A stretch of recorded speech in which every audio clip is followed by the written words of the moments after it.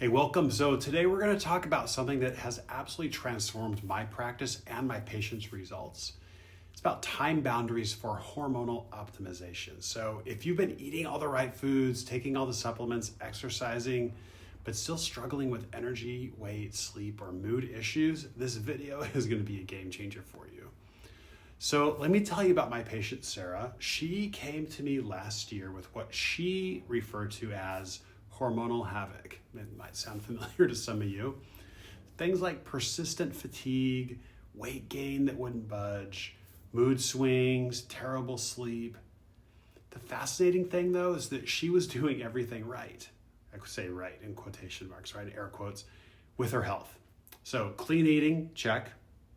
Regular exercise, check. Supplements, yep. But when I reviewed her health journal, something jumped out immediately. This is while what she was doing was excellent, when she was doing it, it was completely chaotic.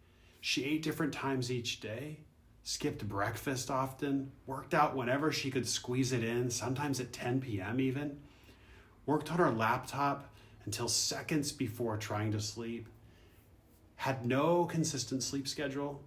Does that sound familiar? After 3 months of implementing this time boundary strategy I'm going to share with you, her energy stabilized and she lost 11 pounds without changing her diet. Her sleep had improved dramatically. Her hormone panel showed significant improvements, different markers like that. So what exactly do I mean by time boundaries? These are strategic decisions about when you do activities that affect your hormonal health. So your body operates on an intricate 24-hour clock called your circadian rhythm. This internal timekeeper demonstrates and orchestrates precise hormonal fluctuations that affect everything really, from your metabolism and immunity to your mood and reproductive health. Recent research in chronobiology, that's a mouthful, it's the study of biological timing, has revealed something fascinating. The timing of daily activities often affects hormone production more significantly than the activities themselves. For example, a 2022 study found that restricting when people ate without changing what they ate, so just time restriction, actually improved metabolic markers and hormonal balance, even without reducing calories. So let's talk a little bit about which hormones are most affected by timing. So first is the big one, cortisol. It's your primary stress hormone, follows a precise daily rhythm when we're optimally working, naturally peaks around 8 a.m., gradually declining throughout the day, want it to reach its lowest point around midnight. This rhythm sets the pace for numerous other hormonal processes. It really is kind of the key one. Second would be insulin. So this is your blood sugar regulating hormone. This has a marked daily sensitivity pattern. You're naturally more insulin sensitive in the morning, and early afternoon it progressively decreases as the day advances. This means your body processes carbohydrates more efficiently earlier in the day. Hello, mid-afternoon crash. Third is melatonin. Beyond just making you sleepy, melatonin is actually a powerful hormone regulator. It influences reproductive hormones, metabolic function, and even cellular repair. Fourth is growth hormone. This is released primarily during deep sleep stages. It's essential for tissue repair, muscle development, metabolic health. So now let's dive a little bit into creating your own hormonal boundary framework. I would love to give you guys stuff to go home with here. So starting with the morning foundation, that is roughly from 6 a.m. till 10 a.m. This period sets your hormonal tone for the entire day. And there are 3 key elements. First, light exposure, ideally between 6 and 8 a.m. Go out for that morning walk like I do. Natural morning light is perhaps the most powerful circadian regulator we have. Research shows that just 30 minutes of morning sunlight normalized cortisol patterns in people with previously disrupted rhythms. Aim for that at least 10 to 30 minutes of direct natural sunlight exposure within the first hour of waking. If natural light isn't available, a 10,000 lumen light therapy device can actually provide similar benefits. Number 2, meal timing. So between 7 and 9 a.m., Break your overnight fast during this window. This helps to establish proper glucose regulation for the whole day. Include at least 20 to 30 grams of protein in this meal to stabilize cortisol and support neurotransmitter production. Third, movement. Between 6 to 10 in the morning, exercise has been shown to improve cortisol regulation, enhance insulin throughout the day, and support better sleep that night. Even a 10-minute walk outside gives you double the benefits, both movement and light exposure. That is my morning ritual every morning. So what's up next? Next would be midday, right? So this metabolic zone is usually from like 12 noon to 2 p.m. This presents what's really peak metabolic function for most people. The key elements might include main meal timing between 12 and 2. Research consistently shows that having your largest meal during this window really supports optimum insulin function. A fascinating study actually found that people who ate their main meal before 3 p.m. lost significantly more weight and actually showed better hormonal markers than those eating later, despite consuming identical calories and foods. Complex carbohydrates are best tolerated during this window due to naturally higher insulin sensitivity. Also important is strategic sunlight, also again, between 12 and 1 p.m. Midday light exposure actually helps maintain proper serotonin production and reinforces your circadian rhythm. So get out there for a lunchtime walk, just a quick one.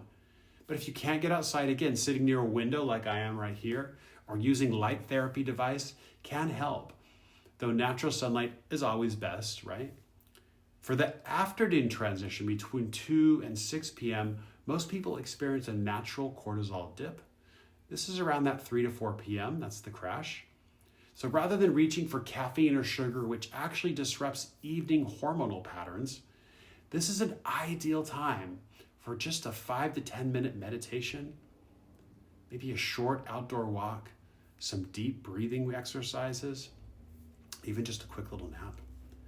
Research has shown that you should avoid caffeine after 2 p.m., as this can disrupt sleep architecture and subsequent hormonal patterns, even 6 to 8 hours later. So as we come up here towards the end of our little talk here, your last most significant food intake is going to be between 5 and 6 p.m. Growing research has shown and supports that earlier final meals for hormonal health is best. So try to complete the most caloric intake at least 3 hours before bedtime. And now for that final evening hormonal restoration period from 6 to 10 p.m., the first thing to do is key element is light.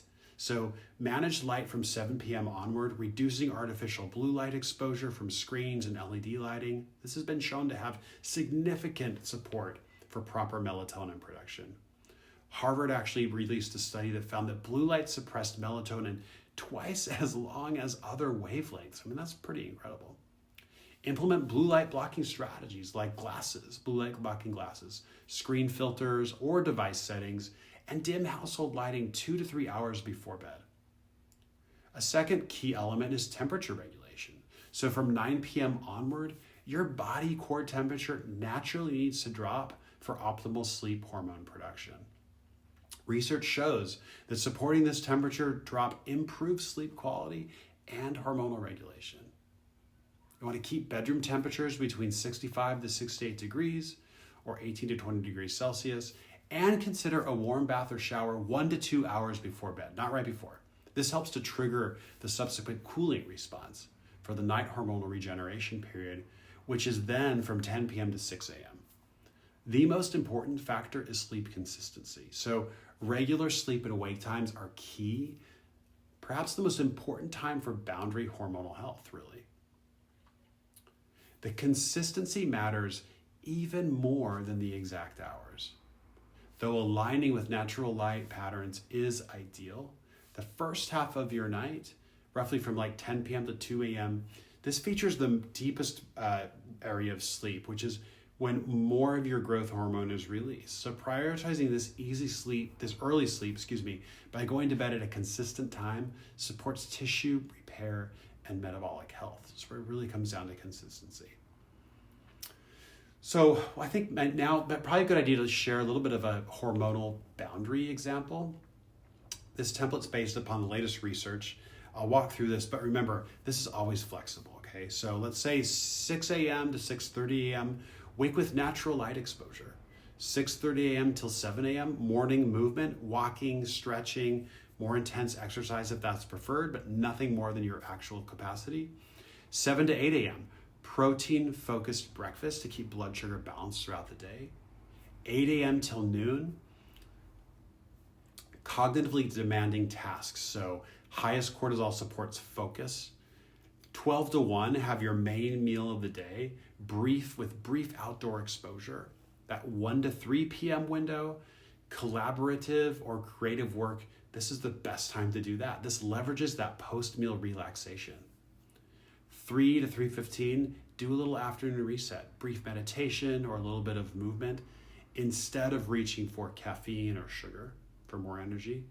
Then 3:15 to 5:30 p.m., complete the remaining priority tasks of the day. And then 5:30 to 6:30 p.m., final nutrition intake for the day, and then evening movement. 7 p.m. onward, begin reducing blue light exposure. Start dimming your lights. 8 to 9 p.m., connection and relaxation, whether that be by yourself or with someone else. This is without screens. And then 9 to 10 p.m., sleep preparation. 10 p.m. to 6 a.m., that's your sleep window.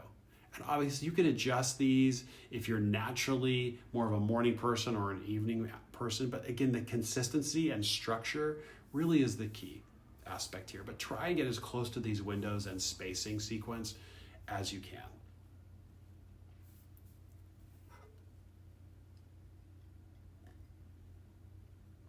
So what's it going to look like to actually implement these time boundaries in real life? Well, first, start with what I call time anchors rather than trying to restructure your entire day immediately. You can begin by establishing 2 to 3 consistent timing elements. Perhaps your wake time, first a meal, and consistent bedtime. Once these anchors are solid, build additional time boundaries around them. So these anchors create stability for your hormonal system, even when other parts of your day might need to be more flexible. Second, create transition rituals. So the boundaries between different parts of your day, that really is as important as the timing itself. You can develop brief transition practices, things like stretching, a stretch sequence to separate work from evening activities, or even just a 3-minute breathing practice before meals. These rituals actually signal to your hormonal and nervous system that you're shifting modes. Third, try applying an 80-20 rule. So aim for maintaining optimal timing about 80% of the time, then allowing for 20% for flexibility, for special occasions, for just being human, right? This approach supports hormonal health while accommodating real life. Your body will then tell you when your time boundaries are working through improvements in energy stability, morning wakefulness, without an alarm, hunger signals, sleep quality, mood consistency, and even digestion. And then for women, there's an actual additional layer to consider. Women's hormonal systems have additional timing considerations due to circadian rhythms, your monthly cycles. During follicular phase, roughly days 1 to 14 of your cycle, women tend to have greater insulin sensitivity in the morning, making earlier eating windows particularly beneficial during this period of the menstrual cycle. So morning exercise is actually also especially effective during this phase. During what's then the luteal phase, roughly days 15 to 28, as progesterone rises, shifting some carbohydrate intake to the evening can actually support serotonin and sleep quality. Exercise timing might benefit from moving to midday rather than early morning during this period. For perimenopause, maintaining consistent timing becomes even more important as your hormones are already fluctuating. So morning light exposure is especially beneficial during this transition. Research suggests that women who adapt their boundaries to these monthly rhythmic changes show improved hormonal markers and reduced PMS symptoms. And the beauty of working with these natural rhythms rather than against them, that you're supporting your own unique biochemistry and not fighting it. When my patient I talked about earlier, Sarah, implemented these boundary principles, the benefits extended far beyond her initial hormonal complaints. Her productivity increased, her relationships improved, she became more emotionally regulated, she even reported a greater sense of agency in her life. So time boundaries represent one of the most underutilized, frankly, yet powerful approaches to hormonal health. And unlike many health interventions that require adding something to your routine, this strategy actually simply asks you to restructure what you're already doing, to align with your body's inherent wisdom and the wisdom of the seasons and the environment that we're in.